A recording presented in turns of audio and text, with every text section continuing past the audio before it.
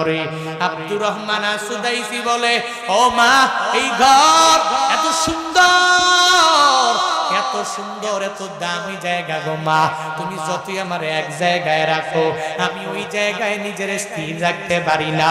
বারবার তাওয়াফ করে, বারবার বারবার বারবার বাইতুল্লাহ ঘুরে ঘুরে ঘুরে ঘুরে বেড়ায়। যখন বারবার ঘুরে আর তাওয়াফ করার জন্য পাগল পারা হয়ে যায়, ওই মা ডেকে বলে, ও সন্তান রে, তুই কি বাইতুল্লাহরে মহাব্বত করো? সন্তান ডেকে বলে, মা, আমি বাইতুল্লাহরে বড় মহাব্বত করি, অনেক পরিমাণ ভালোবাসি গো মা।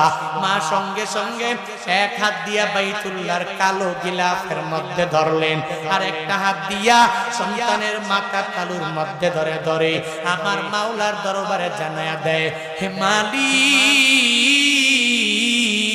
আমার বাড়ি মক্কা না মদিনার কোথাও আমার বাড়ি